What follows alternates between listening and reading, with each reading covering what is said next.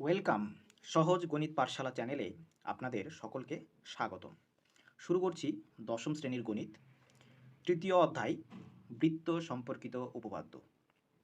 আজকে আমরা এই বৃত্ত সম্পর্কিত উপপাদ্যে প্রথমে বৃত্ত সম্পর্কে জানব বিশদভাবে, তারপরে আমরা শুরু করব উপপাদ্য। তো চলো শুরু করি।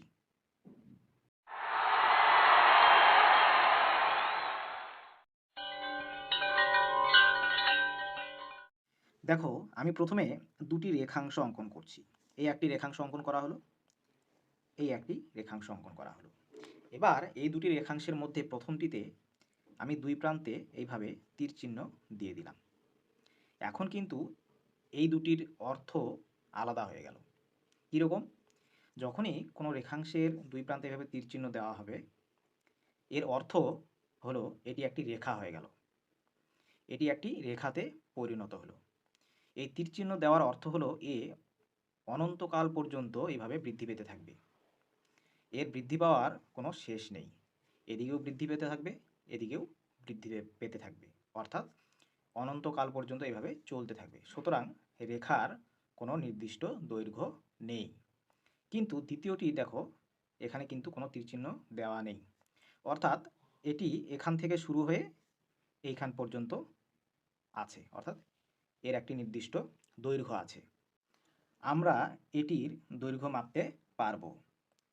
আমরা এই রেখাংশটিকে এই রেখার একটা অংশ বলতে পারি। রেখাংশ কথার অর্থই হচ্ছে রেখার অংশ। সুতরাং এটিকে আমরা এটির একটি অংশ বা পার্ট বলতে পারি। এখন দেখো, আমরা যদি অনেকগুলো বিন্দু নেই, বিন্দু নিয়ে এইভাবে পরপর এইভাবে বসাতে থাকি, তাহলে দেখো একসময় এই বিন্দুগুলি পরপর জুড়ে পরস্পরের সঙ্গে জুড়ে গিয়ে এইভাবে রেখার আকার নেবে। তাহলে আমরা বুঝতে পারছি যে একটি রেখা এইভাবে অসংখ্য বিন্দু পরপর জুড়ে তৈরি হয়েছে। যেহেতু রেখার কোনো শেষ নেই, এইভাবে অনন্তকাল পর্যন্ত বৃদ্ধি পেতে থাকবে, সুতরাং একটি রেখার মধ্যে অসংখ্য বিন্দু থাকবে, যেগুলি আমরা গুণে কোনো দিন শেষ করতে পারবো না। কিন্তু কথা হলো, তাহলে কি রেখাংশের মধ্যে নির্দিষ্ট সংখ্যক বিন্দু রয়েছে? যেহেতু এর নির্দিষ্ট দৈর্ঘ্য আছে, তাই কি এর মধ্যে নির্দিষ্ট সংখ্যক বিন্দু আছে? তাহলে এটি জানতে গেলে প্রথমে আমাদের বিন্দু সম্পর্কে জানতে হবে। বিন্দুর সংজ্ঞা অনুযায়ী যার কোনো দৈর্ঘ্য নেই, প্রস্থ নেই, উচ্চতা নেই, সুতরাং ক্ষেত্রফলও নেই বা আয়তনও নেই, তাকে বলা হয় বিন্দু। তাহলে আমরা যদি এখানে একটা বিন্দু এভাবে দিই, তাহলে দেখতে পাবো যে এই বিন্দুটি এখানে কিছুটা পরিমাণ জায়গা জুড়ে আছে, অর্থাৎ এই চিহ্নটির একটা নির্দিষ্ট ক্ষেত্রফল আছে। তাহলে এটি তো বিন্দু হলো না। আসলে আমরা আমাদের বোঝার সুবিধার জন্য এভাবে বিন্দুর চিহ্ন দিয়ে থাকি। আসলে বিন্দু বলতে যেটিকে বোঝানো হয়, এই চিহ্নটি তার থেকে অনেক অনেক গুণ বড় একটি চিহ্ন। সুতরাং একটি বিন্দুর পাশে আরেকটি বিন্দু দিলেও তার মাঝে আমরা অসংখ্য বিন্দু বসাতে পারব। আমরা পাশাপাশি দুটি বিন্দু বসিয়ে এই জায়গাটিকে যদি জুম করি, এই জায়গাটিকে যদি জুম করি, আমরা মোবাইলে বা ক্যামেরাতে যেভাবে ছবি জুম করি, সেভাবে যদি জুম করি, তাহলে এর মধ্যে অনেক বড় ডিস্টেন্স তৈরি হবে এবং সেই জায়গাটাতে আমরা অসংখ্য বিন্দু আবার বসাতে পারবো। তো এভাবে জুম করে করে আমরা যে কোনো দুটি বিন্দুর মাঝে অসংখ্য বিন্দু বসাতে পারবো। তো মোবাইলে বা ক্যামেরাতেও তো জুম করা যায় একটা নির্দিষ্ট সংখ্যক বার, কিন্তু এখানে জুম করার কোনো শেষ নেই। আমরা এখানে অনন্তকাল পর্যন্ত জুম করতে পারি এবং জুম করে করে যে কোনো দুটি বিন্দুর মাঝে আমরা অসংখ্য বিন্দু এভাবে বসাতে পারি। সুতরাং আমরা কি বুঝতে পারলাম যে একটা রেখাংশের মধ্যেও তাহলে অসংখ্য বিন্দু থাকা সম্ভব। সুতরাং রেখা বা রেখাংশ অসংখ্য বিন্দুর সমষ্টি। অসংখ্য বিন্দু পরপর জুড়েই কিন্তু একটি রেখা বা একটি রেখাংশ তৈরি হয়। এবারে আমরা এই রেখাংশটিকে নির্দিষ্ট দৈর্ঘ্যের যে রেখাংশ রয়েছে সেটিকে আমরা যদি একইভাবে একই হারে যদি এটিকে বাঁকাতে শুরু করি, এমনভাবে বাঁকাবো যাতে এই প্রান্তটি ঘুরে এইভাবে এই প্রান্তের সঙ্গে এসে জুড়ে যায়, তাহলে কীরকম হবে? অনেকটা এই রকম টাইপের আকার নেবে। এখানে যদিও ছবিটা অঙ্কন করাটা একটু অন্যরকম হলো, অনেকটাই রিংয়ের মতো আকার নেবে। তো এই রকম আকারকে আমরা কি বলবো? এটিকে আমরা বলবো বৃত্ত। এটিকে আমরা বলবো বৃত্ত। তো এই যে খাতার পাতার উপরে যেখানে আমি বৃত্তটা অঙ্কন করেছি, এটি একটি সমতল। যখনই এই সমতলে আমি বৃত্তটি অঙ্কন করলাম, এই বৃত্তটি কিন্তু এই সমতলকে তিনটি অংশে বিভক্ত করে দিল। তিনটি অংশে বিভক্ত করে দিল। কি কি অংশ? দেখো, এই বৃত্তের বাইরে, এই বৃত্তেও যে এঁকেছি, এই বৃত্তের বাইরে দেখো এখানে একটা অংশ তৈরি হলো, আর এই বৃত্তটি হলো একটি অংশ, আর এই বৃত্তের ভেতরে এটি হলো একটি অংশ। এই তিনটি অংশে বিভক্ত করে দিল। তাহলে কি কি অংশ তৈরি হলো বৃত্ত অঙ্কন করার ফলে? তাহলে 1 নম্বরে লিখছি বৃত্তের ভেতরের অংশটি আগে লিখি, ভেতরের অংশ। তারপরে আসছি বৃত্ত, এবং 3 নম্বরে লিখছি বৃত্তের বাইরের অংশ।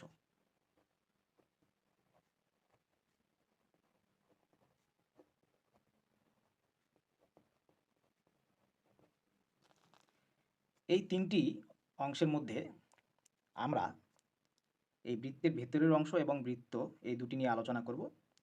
বৃত্তের বাইরের অংশ নিয়ে আলোচনা আমাদের ক্লাস 10-এ নেই, আরও হায়ার ক্লাসে গিয়ে আমরা পাবো এগুলো নিয়ে। তো আজকে আমরা আলোচনা করব এই বৃত্তের ভেতরের অংশ এবং বৃত্ত নিয়ে। প্রথমে এই বৃত্ত নিয়ে আলোচনা করছি। দেখো, আমি একটি বৃত্ত অঙ্কন করি।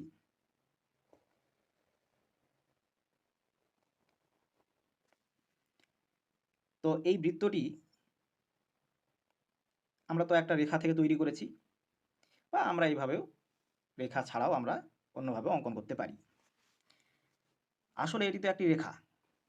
তাহলে রেখা তো একটু আগে বলা হলো যে অসংখ্য বিন্দুর সমষ্টি। তাহলে এই বৃত্ততে অসংখ্য বিন্দু রয়েছে, তাহলে বৃত্ত অসংখ্য বিন্দুর সমষ্টি, তাই তো? অসংখ্য বিন্দুর সমষ্টি। এবার লক্ষ্য করো, এই বৃত্তে যে বিন্দুগুলি রয়েছে সেই বিন্দুগুলি একটি নির্দিষ্ট বিন্দু থেকে সমান দূরত্বে রয়েছে। এই বৃত্তে যতগুলি বিন্দু রয়েছে সব বিন্দুগুলি একটি নির্দিষ্ট বিন্দু থেকে সমান দূরত্বে রয়েছে। তো সেই বিন্দুটি কোথায় থাকবে? এই বিন্দুগুলির কেন্দ্রে থাকবে। কেন্দ্রটা কোথায়? মোটামুটি একটা এইখানে চিহ্নিত করা হলো যে এটি হচ্ছে এই বিন্দুগুলির কেন্দ্র। তাহলে এই বিন্দু থেকে আমরা যদি প্রত্যেকটা বিন্দুর দৈর্ঘ্য মাপি, এখান থেকে হয়তো এইখানে একটা বিন্দু নেওয়া হলো, এর যদি দূরত্ব মাপি তাহলে যা পাবো এই বিন্দু থেকে এখানে কোনো বিন্দু নিলে এর দূরত্ব যদি মাপা হয় একই সমান পাবো। তো এই বিন্দুটিকে বলা হয় এই বৃত্তের কেন্দ্র, এটিকে বলা হবে কেন্দ্র। তাহলে এই বিন্দু থেকে, কেন্দ্র থেকে বৃত্তের উপরে যে কোনো বিন্দু আমরা যদি যুক্ত করি তাহলে যে রেখাংশটি পাবো সেটির নাম দেওয়া হয়েছে ব্যাসার্ধ। সেটির নাম দেওয়া হয়েছে ব্যাসার্ধ। এবার এই ব্যাসার্ধকে আমরা যদি এর উল্টো দিকে বৃদ্ধি করি, উল্টো দিকে বৃদ্ধি করি এভাবে, এবং উল্টো দিকে বৃত্তের উপরে এই বিন্দুতে যদি এসে শেষ করি তাহলে পুরোটা দেখো, এখান থেকে এটুকুকে আমরা ব্যাসার্ধ বলছি, তাহলে এখান থেকে এইটুকুও একটা ব্যাসার্ধ হবে। এবং আমরা একটু আগে শিখলাম যে এই বিন্দু থেকে এই বৃত্তের উপরে প্রত্যেকটা বিন্দু দৈর্ঘ্য সমান, দূরত্ব সমান। তাহলে এখান থেকে এটার যা দূরত্ব হবে এখান থেকে এটার দূরত্ব তাই হবে। অর্থাৎ পুরো রেখাটা আসলেই এইখান থেকে এইটুকুর দ্বিগুণ, অর্থাৎ ব্যাসার্ধের দ্বিগুণ। তো এই যে পুরো যে রেখাটা আছে এটিকে বলা হয় ব্যাস। এই পুরো রেখাটাকে বলা হয় ব্যাস। তাহলে ব্যাস কি হলো?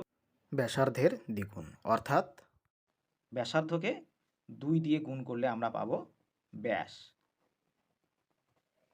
অর্থাৎ ব্যাসার্ধ সমান তাহলে কি হচ্ছে? ব্যাসার্ধ সমান হচ্ছে ব্যাস বাই 2। অর্থাৎ ব্যাসকে যদি 2 দিয়ে ভাগ করে দিই তাহলে আমরা ব্যাসার্ধ পেয়ে যাব। এবার দেখো, এই ব্যাস কিন্তু কেন্দ্রের উপর দিয়ে গিয়েছে এবং এই ব্যাস হচ্ছে এই বৃত্তের উপরে যে কোনো দুটি বিন্দুর সংযোগ রেখাংশ। বৃত্তের উপরেই দুটি বিন্দুর সংযোগ রেখাংশ এবং সেটি কেন্দ্র দিয়ে গিয়েছে। তো আমরা যদি কেন্দ্র দিয়ে যাবে না এইরকম একটি রেখা অঙ্কন করি, যেটি বৃত্তের উপরেই দুটি বিন্দুর সংযোগ রেখাংশ, অঙ্কন করতেই পারি এভাবে অঙ্কন করতেই পারি। এইভাবে অনেকগুলো এইভাবে রেখাংশ অঙ্কন করা যাবে, তাই তো? তো এগুলিকে কি বলবো? এরা তো কেন্দ্রের উপর দিয়ে যায়নি, এরাও ব্যাসের মতোই বৃত্তের উপরেই যে কোনো দুটির বিন্দুর সংযোগ রেখাংশ। তো যে রেখাংশগুলি কেন্দ্রের উপর দিয়ে যায়নি এদেরকে বলা হয় জ্যা।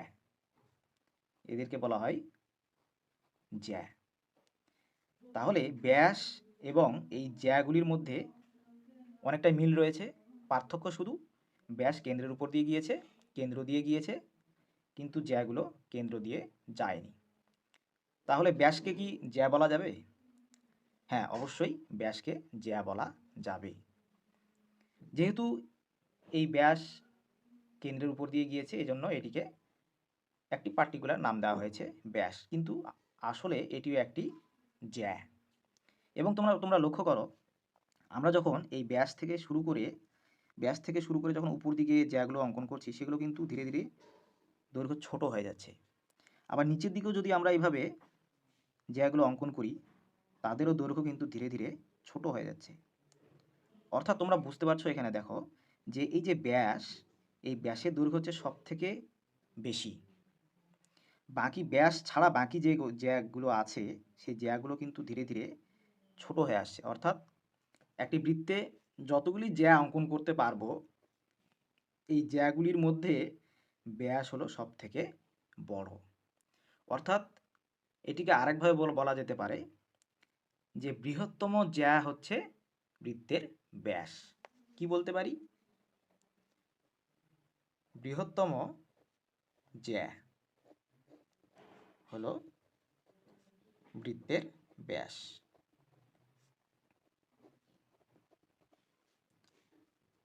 তাহলে আমরা ব্যাসকে জ্যা বলতে পারি, কিন্তু সব জ্যাকে আমরা ব্যাস বলতে পারবো না, কারণ সব জ্যা বৃত্তের কেন্দ্র দিয়ে যেতে পারে না। ঠিক আছে, এবার আসছি আরেকটি বিষয়। একটি বৃত্তে কতগুলি ব্যাস বা ব্যাসার্ধ অঙ্কন করা সম্ভব?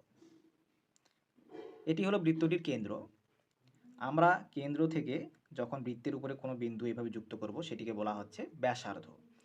যেহেতু এই বৃত্তে অসংখ্য বিন্দু রয়েছে সেহেতু আমরা এই বিন্দুর সঙ্গে এখানে অসংখ্য বিন্দু যুক্ত করে অসংখ্য ব্যাসার্ধ অঙ্কন করতে পারি। তাহলে একটা বৃত্তে অসংখ্য ব্যাসার্ধ থাকবে, অসংখ্য ব্যাসার্ধ থাকবে। একইভাবে যেহেতু ব্যাসার্ধের দ্বিগুণ হচ্ছে ব্যাস, অর্থাৎ এটিকে উল্টো দিকে যুক্ত করলে আমরা ব্যাস পাবো। তাহলে আমরা কিন্তু অসংখ্য ব্যাস অঙ্কন করতে পারবো। তাহলে অসংখ্য ব্যাস অঙ্কন করতে পারবো।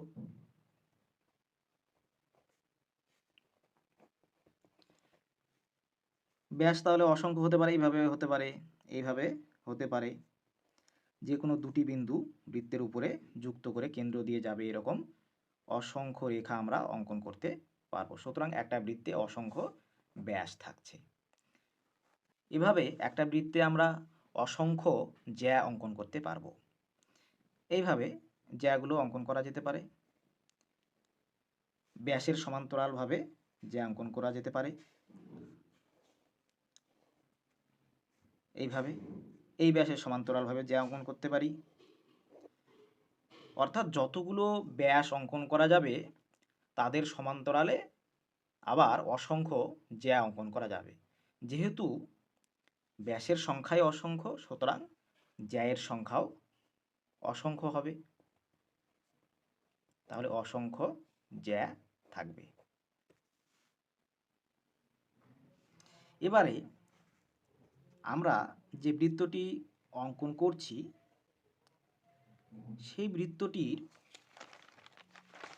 আমরা যদি দুটি জায়গাতে কেটে দিই, মনে করো এই দুটি জায়গাতে কেটে দেওয়া হলো, এই জায়গাতে এবং এই জায়গাতে কেটে দেওয়া হলো, নাম দাও এক্স ওয়াই। তাহলে দেখো এখানে দুটি বাঁকা রেখা পাবো, এখান থেকে শুরু করে এইখান পর্যন্ত একটা রেখা, আর এখান থেকে শুরু করে এইখান পর্যন্ত একটি রেখা পাবো। তো এই যে রেখাগুলো একটা বৃত্তকে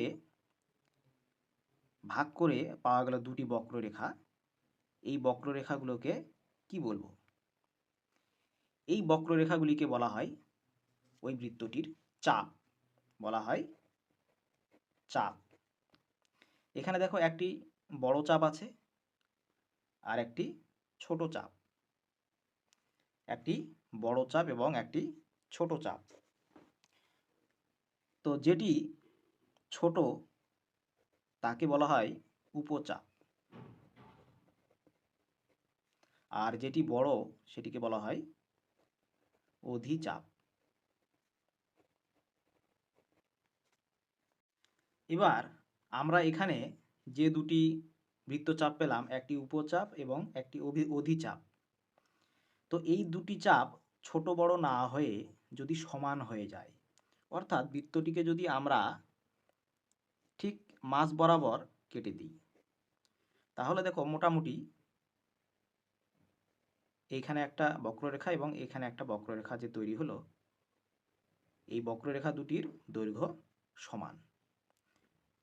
যখন এইভাবে দুটি সমান বৃত্তচাপ পাবো, দুটি সমান, একটি বৃত্তকে ভাগ করে যখন দুটি সমান বৃত্তচাপ পাবো, তখন সেই দুটি বৃত্তচাপকে কি বলবো?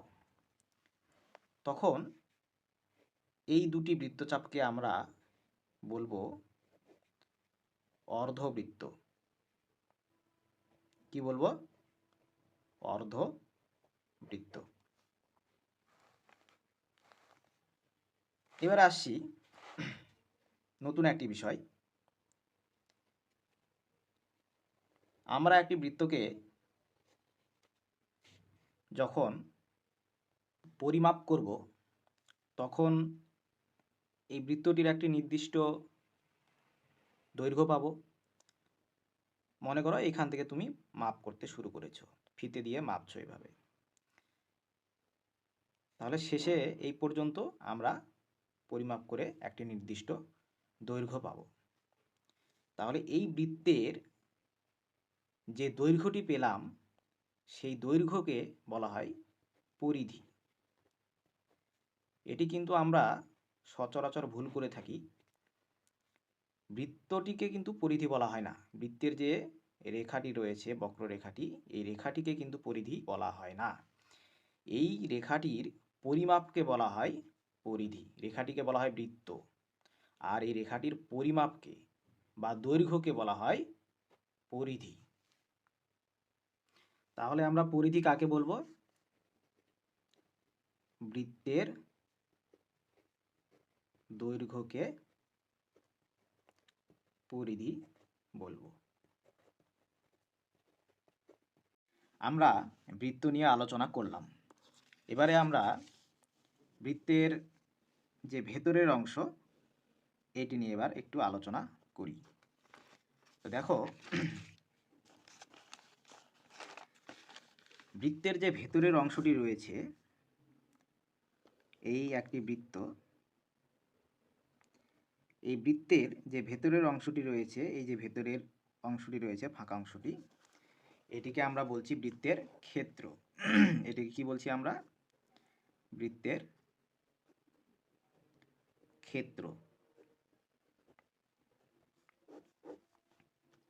তো এই বৃত্তের ক্ষেত্রটিকে আমরা যদি একটি জ্যা দিয়ে ভাগ করে দিই দুটি অংশে, এই একটি জ্যা বৃত্তের উপরে একটি বিন্দুর সঙ্গে অপর একটি বিন্দুর যোগ করে যে জ্যা পাওয়া গেল, সেই জ্যা দিয়ে আমরা এই বৃত্তের ক্ষেত্রটিকে দুটি অংশে ভাগ করে দিলাম। দেখো, এই জ্যা এবং এই বৃত্তচাপ এটি দ্বারা সীমাবদ্ধ যে ক্ষেত্র, এই একটি হলো, আর এই জ্যা এবং নিচের যে বৃত্তচাপ আছে এটি দ্বারা সীমাবদ্ধ আরেকটি ক্ষেত্র, দুটি অংশে ভাগ করে দেওয়া হলো। এইভাবে একটি বৃত্তের ক্ষেত্রকে যদি ভাগ করে দেওয়া হয়, তাহলে এই ভাগগুলিকে কি বলা হয়? এই ধরনের ভাগগুলিকে বলা হয় বৃত্তাংশ। এই ভাগগুলিকে বা এই অংশগুলিকে বলা হয় বৃত্তাংশ। তাহলে বৃত্তাংশের সংজ্ঞা কি হলো? না, বৃত্তাংশের সংজ্ঞা হলো একটি জ্যা এবং একটি বৃত্তচাপ দ্বারা সীমাবদ্ধ যে ক্ষেত্র, সেই ক্ষেত্রটিকে বলা হয় বৃত্তাংশ। সে এই ক্ষেত্র হতে পারে বা এই ক্ষেত্র হতে পারে, দুটিকেই বলবো বৃত্তাংশ। এবার তোমরা লক্ষ্য করো, একটি বড় বৃত্তাংশ রয়েছে আর একটি ছোট রয়েছে। তো বড় বৃত্তাংশটিকে বলা হয় অধিবৃত্তাংশ। কি বলা হয়? অধিবৃত্তাংশ। আর ছোটটিকে বলা হয় উপবৃত্তাংশ।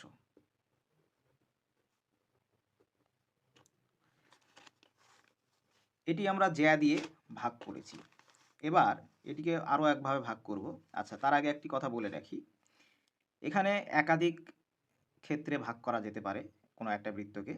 একাধিক জ্যা দিয়ে একাধিক বৃত্তাংশ তৈরি করা যেতে পারে।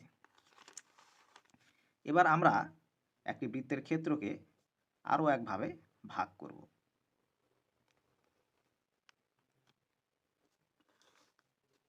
এই বৃত্তের মনে করো এটি কেন্দ্র। কেন্দ্র থেকে আমরা যে কোনো দুটি ব্যাসার্ধ অঙ্কন করব। এভাবে যদি দুটি ব্যাসার্ধ অঙ্কন করা হয়, তাহলে দেখো এই দুটি ব্যাসার্ধ এবং এই বৃত্তচাপ এবং এই দুটি ব্যাসার্ধ দ্বারা এই টুকরোটি সীমাবদ্ধ আছে। আবার এই দুটি ব্যাসার্ধ এবং এই বৃত্তচাপ দ্বারা আরেকটি টুকরো সীমাবদ্ধ আছে বা ক্ষেত্র সীমাবদ্ধ আছে। যখন এভাবে কোনো বৃত্ত ভাগ হয়ে যায় দুটি অংশে বা তিনটি অংশে ভাগ হতে পারে, যদি দুটি ব্যাসার্ধের পরিবর্তে যদি আমরা আরও একটি ব্যাসার্ধ এখানে অঙ্কন করি, তাহলে আরও অংশ তৈরি হবে, ভাগ তৈরি হবে। তো এইভাবে দুটি ব্যাসার্ধ এবং একটি বৃত্তচাপ দ্বারা সীমাবদ্ধ ক্ষেত্রকে বলা হয় বৃত্তকলা।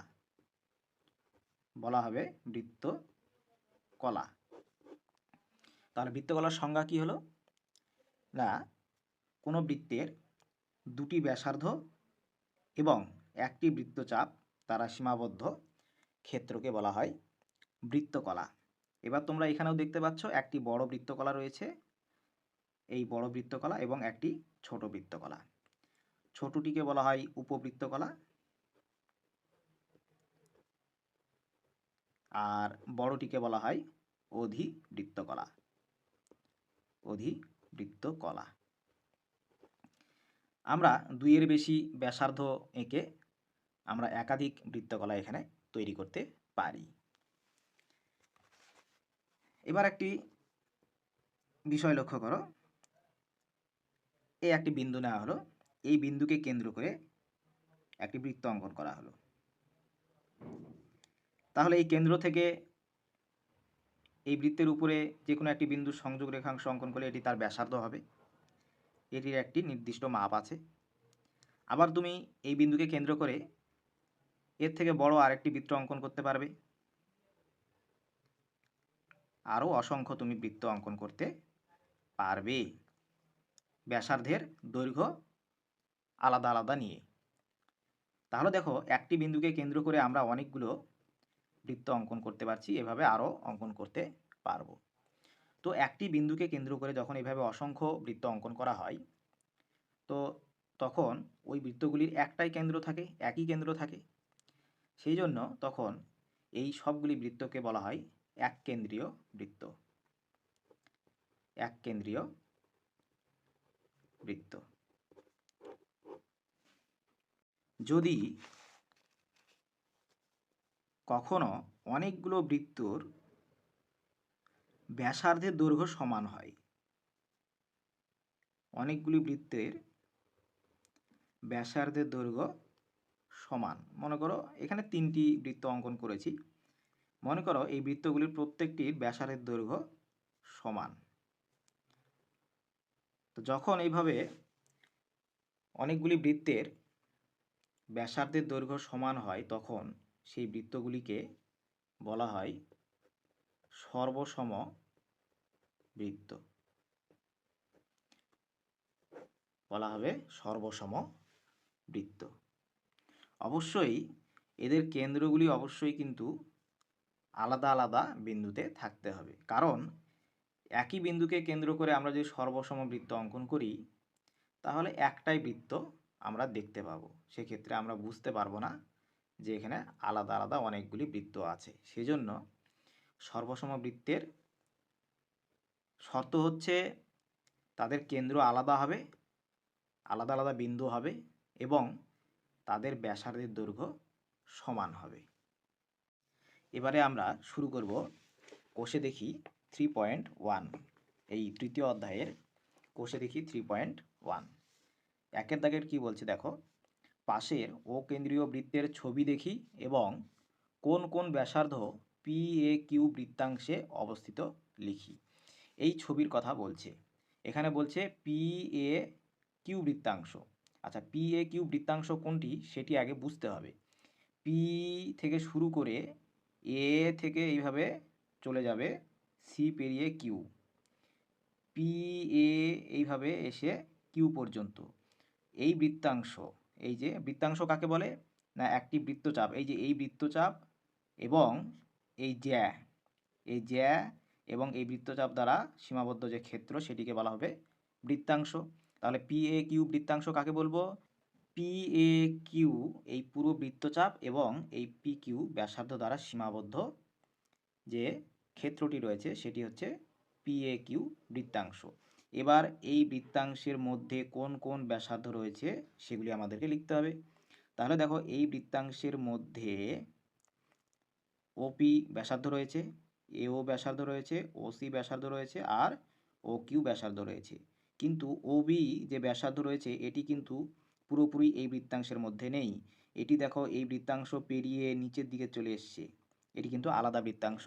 এই বৃত্তাংশে বলা হবে পি বি কিউ বৃত্তাংশ।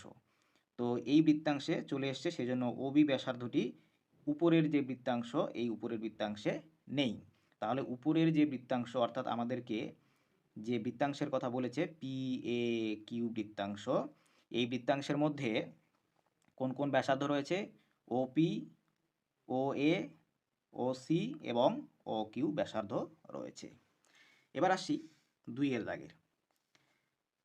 আচ্ছা, শূন্যস্থান পূরণ করতে বলছে, এই ঘরগুলিতে বসাতে হবে সঠিক উত্তরটি।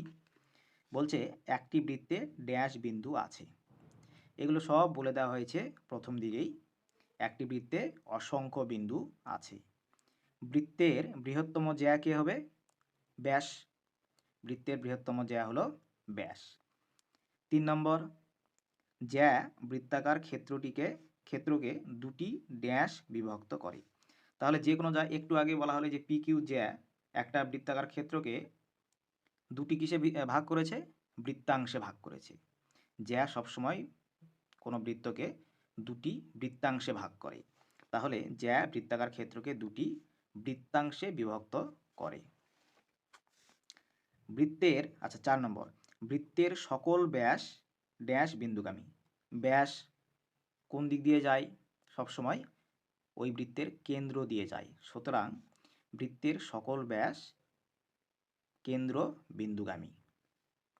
এবার 5 নম্বর কি বলছে দেখো, দুটি বৃত্তাংশ সমান হলে তাদের বৃত্তচাপ দুটির দৈর্ঘ্য ড্যাশ হবে। দেখো এটা একটু বুঝিয়ে দিই। একটি বৃত্তের দুটি বৃত্তাংশ সমান বলছে। দুটি বৃত্তাংশ সমান কখন হবে? যখন একটি জ্যা বৃত্তকে দুটি সমানভাবে ভাগ করবে। তাহলে দুটি সমানভাবে যখন ভাগ করে তখন আসলে এটি তো একটা ব্যাস হয়ে যায়। ব্যাসই একমাত্র কোনো বৃত্তকে দুটি সমান ভাগে ভাগ করে, অর্থাৎ দুটি সমান বৃত্তাংশে ভাগ করে। যখন দুটি সমান বৃত্তাংশে ভাগ করবে তখন এই বৃত্তটি ঠিক মাঝ বরাবর এইভাবে দুটি অংশে ভাগ হয়ে যাবে। তাহলে তখন এই যে বৃত্তচাপ, এই বৃত্তচাপ দুটির দৈর্ঘ্য কীরকম হবে? সমান হয়ে যাবে, একই সমান হবে এই দুটি বৃত্তচাপের দৈর্ঘ্য। তাহলে শূন্যস্থানে বসবে দৈর্ঘ্য সমান হবে। এবার চলে আসছি 6 দাগ। একটি বৃত্তাকার ক্ষেত্রের বৃত্তকলা হলো বৃত্তচাপ এবং দুটি ড্যাশ এর দ্বারা সীমাবদ্ধ অঞ্চল। তোমাদেরকে এগুলো সবই বুঝিয়ে দেওয়া হয়েছে। বৃত্তকলা হলে বৃত্তচাপ এবং ব্যাসার্ধ, দুটি ব্যাসার্ধ লাগবে আর একটি বৃত্তচাপ লাগবে। তাহলে বৃত্তচাপ এবং দুটি ব্যাসার্ধ এর দ্বারা সীমাবদ্ধ অঞ্চল। যদি এখানে বুঝতে না পারো তাহলে ভিডিওটা টেনে আবার আগে নিয়ে যাবে, গিয়ে যেখানে বোঝানো হয়েছে সেগুলো আবার ভালো করে দেখবে, তাহলে এই প্রশ্নের উত্তরগুলো খুব সহজেই করতে পারবে। 7 দাগ কি বলছে দেখো, বৃত্তের বাইরের কোনো বিন্দু এবং কেন্দ্রের সংযোগ রেখাংশের দৈর্ঘ্য ব্যাসার্ধের দৈর্ঘ্য অপেক্ষা ড্যাশ। তাহলে দেখো বৃত্তের বাইরের একটা বিন্দু বলছে। মনে করো এই একটি বৃত্ত, এই বৃত্তের কেন্দ্র এই বিন্দু। এখন এর ব্যাসার্ধ কি হবে? তাহলে আমরা কেন্দ্র থেকে এই বৃত্ত পর্যন্ত যে রেখাটি অঙ্কন করব সেটি হচ্ছে এর ব্যাসার্ধ। এবার আমরা এই ব্যাসার্ধের সোজাসুজি এইখানে বাইরে একটা বিন্দু নিলাম। তাহলে দেখো বৃত্তের বাইরে এই বিন্দুর সঙ্গে এখন যদি এই কেন্দ্র যোগ করি তাহলে পুরোটা মিলে হবে বৃত্তের বাইরের বিন্দু থেকে কেন্দ্রের সংযোগ রেখাংশ। তাহলে এর যা দৈর্ঘ্য হবে সেটা এর ব্যাসার্ধ থেকে বড় হবে না ছোট হবে? ব্যাসার্ধ তো এইখান পর্যন্ত। তাহলে ব্যাসার্ধ যদি এখান থেকে শুরু করে এইখান পর্যন্ত হয় তাহলে আমরা নাম দিয়ে নিই এ বি সি। তাহলে ব্যাসার্ধ হলো এ বি, আর কেন্দ্র থেকে বৃত্তের বাইরের যে বিন্দু সি তার দৈর্ঘ্য হলো এসি। তাহলে কোনটি বড়? অবশ্যই এসি বড়, এটি বড়। তাহলে ব্যাসার্ধ ছোট। তাহলে ব্যাসার্ধ যদি ছোট হয় তাহলে বৃত্তের বাইরের যে বিন্দু তার সংযোগ রেখাংশ অবশ্যই বড় হচ্ছে। তাহলে বাইরের কোনো বিন্দুর সঙ্গে কেন্দ্রের সংযোগ রেখাংশ অবশ্যই ব্যাসার্ধ থেকে ব্যাসার্ধের দৈর্ঘ্য অপেক্ষা বড়। তাহলে এইখানে উত্তর কি হবে? এইখানে উত্তর হবে ব্যাসার্ধ দৈর্ঘ্য অপেক্ষা বড়। এখানে উত্তর হবে বড়। ঠিক আছে, এবারে চলে আসছি 3 দাগ। আচ্ছা 3 দাগে কিছুই নেই, এখানে একটি বৃত্তের ছবি আঁকতে বলছে, এঁকে কেন্দ্র চিহ্নিত করতে বলছে, জ্যা, ব্যাস, ব্যাসার্ধ, উপচাপ, অধিচাপ এগুলো অঙ্কন করতে বলছে। তোমরা এটি অঙ্কন করে নিও, সবই বুঝিয়ে দেওয়া হয়েছে। ঠিক আছে, এবার 4 দাগ চলে আসি। 4 দাগে সত্য না মিথ্যা লিখি। 1 দাগ কি বলছে? বৃত্ত একটি সমতলিক চিত্র। সমতলিক চিত্র কথার অর্থই হচ্ছে সমতলে অঙ্কন করা। আমরা সবসময় খাতার পাতায় বা বোর্ডে এগুলোতে আমরা বৃত্তকে অঙ্কন করি। তো খাতার পাতা বা বোর্ড এগুলো এক একটা সমতল, সুতরাং সেই সমতলে আমরা বৃত্তকে অঙ্কন করছি, সেজন্য এটি একটি সমতলিক চিত্র। তাহলে এটি সত্য হবে, এটি সত্য হবে। 2 নম্বর কি বলছে? বৃত্তাংশ একটি সমতলিক ক্ষেত্র।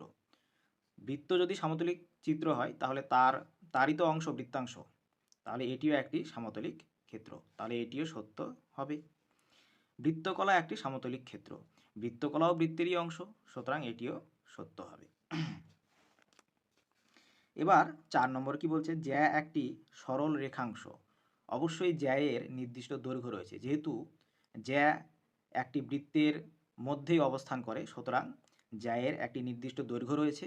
সুতরাং এটি একটি সরল রেখাংশ, মানে সরল রেখার একটি অংশ মাত্র। তারপরে বলছে দেখো 5 নম্বর, তাহলে এটি সত্য হলো।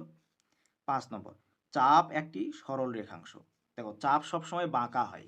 এই যে বৃত্তের চাপগুলো দেখো, এই যে এখান থেকে এটি হচ্ছে একটি চাপ, এখান থেকে শুরু করে এইখান পর্যন্ত এটি পুরোটা একটা চাপ। এটি তো সরল রেখাংশ না, এটি হচ্ছে বক্র রেখাংশ, বক্ররেখা এটা। তাহলে এটি মিথ্যা হবে। তাহলে 5-এর দাগেরটা মিথ্যা হচ্ছে, তাই তো। এবার 6-এর দাগ, একটি বৃত্তে সসীম সংখ্যক একই দৈর্ঘ্যের জ্যা আছে। এটি অবশ্যই মিথ্যা, কারণ আমরা এর আগে ভিডিওতেই প্রথম দিকে দেখলাম যে একটি বৃত্তে একই দৈর্ঘ্যের জ্যা অসংখ্য আঁকতে পারবো। একই দৈর্ঘ্যের হোক বা আলাদা আলাদা দৈর্ঘ্যেরই হোক, আমরা অসংখ্য জ্যা আঁকতে পারবো। একই দৈর্ঘ্যের হলেও অসংখ্য আঁকতে পারবো। 7-এর দাগ কি বলছে? একটি নির্দিষ্ট বিন্দুকে কেন্দ্র করে একটি বৃত্ত আঁকা সম্ভব। এখানে দেখো ব্যাসার্ধের কথা কিছু উল্লেখ করেনি, একই ব্যাসার্ধের কথা কিন্তু বলেনি, শুধু বলেছে একটি বিন্দুকে কেন্দ্র করে। তাহলে একটা বিন্দুকে কেন্দ্র করে আমরা যদি আলাদা আলাদা ব্যাসার্ধ নিয়ে বৃত্ত অঙ্কন করি, তাহলে অনেকগুলো বৃত্ত আঁকতে পারবো। তাহলে একটি নির্দিষ্ট বিন্দুকে কেন্দ্র করে একটি বৃত্ত আঁকা সম্ভব, এটি মিথ্যা। 8-এর দাগ কি বলছে? দুটি সর্বসম বৃত্তের ব্যাসার্ধের দৈর্ঘ্য সমান। অবশ্যই সমান। সর্বসম বৃত্ত হওয়ার শর্ত কি ছিল? না, দুটি বা ততোধিক, দুই বা ততোধিক সর্বসম বৃত্তের কেন্দ্রবিন্দু আলাদা হতে হবে, কিন্তু তাদের ব্যাসার্ধের দৈর্ঘ্য কিন্তু সমানই হতে হবে। তাহলে এটি সত্য। তাহলে কোষে দেখি 3.1 এই পর্যন্তই আছে। এরপরে আমরা নতুন উপপাদ্য শুরু করব। ঠিক আছে, আজকে এই পর্যন্তই। আর তোমরা অবশ্যই চ্যানেলটিকে সাবস্ক্রাইব করবে, ভিডিওতে লাইক দেবে, শেয়ার করবে ভিডিওগুলো। আর কোথাও বুঝতে না পারলে কমেন্টে জানাবে, তাহলে আবার বুঝিয়ে দেওয়া হবে। ওকে।